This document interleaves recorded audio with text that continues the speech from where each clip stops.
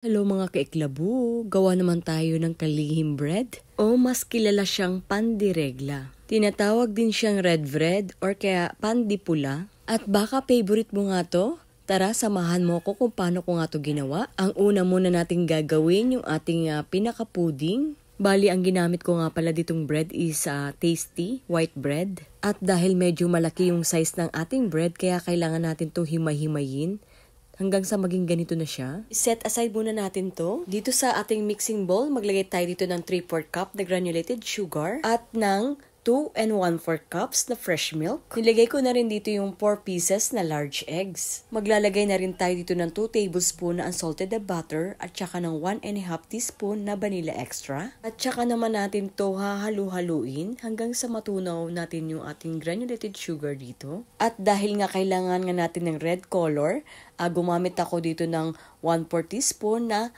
food coloring. Bali gel food coloring ang ginamit ko dito. At kung sa palagay ninyo kulang pa yung red color, pwede pa naman kayo magdagdag ng food coloring dito. At kapag nga nahalo na natin to ng maayos yung ating mixture, tsaka nga natin to pagsasamahin dito sa ating hinimay-himay na bread at ilalagay muna natin to sa ating refrigerator at least kahit mga 2 hours lang. At para naman sa ating dough, mag-ready lang tayo dito ng 2 and 1/4 teaspoon na yeast, 1/4 cup na warm water, 3 tablespoon na granulated sugar, 4 tablespoon na unsalted na butter. Maglagay na rin tayo dito ng 2.5 cups na all-purpose flour at 1/2 cup na warm milk at ng 1 teaspoon na salt. At para naman mapabilis yung ating pagmasa, gumamit na nga rin ako dito ng electric mixer. Katulad rin sa mga ginagawa kong dough, kailangan din natin maging smooth at elastic yung ating dough dito.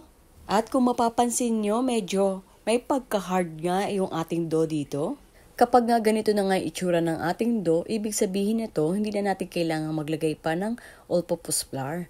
Para nga sa akin, perfect na nga itong pagkagawa na dough na ganito yung itsura niya. So, ilagay lang natin to sa ating mixing bowl at i-rest natin to ng mga 1 hour. At after 2 hours nga natin nilagay yung ating mixture na pudding. Ito na nga yung ating mixture na pudding. Bali, ang gagawin pala natin dito, ilalagay natin to, ita-transfer natin sa ating non-stick pan. Yes po, lulutuin natin tong ating pudding mixture. At habang niluluto nga natin tong ating pudding mixture, dapat naka-medium heat lang tayo at i-continue lang natin yung halo dito para naman hindi masunog yung ating pudding mixture. At kapag nga napansin na natin yung ating pudding mixture na para naging paste na siya, set aside na natin to. At yung iba nga naglalagay pa ng butter dito, i-cool down muna natin yan. Then after 1 hour, ito na nga yung ating dough, nag-double size na nga siya. Gumamit na rin ako dito ng rolling pin.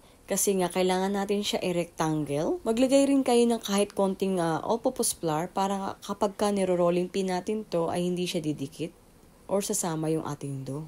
Kapag okay na nga yung ating dough, tsaka naman natin ilalagay yung ating pudding mixture. Bali, ang gagawin ko pala, pupunuin ko ng pudding mixture yung ating dough. Actually, naisip ko nga sanang hatiin na lang siya sa dalawa para hindi siya mahirap kapag niro-roll na natin yung ating dough.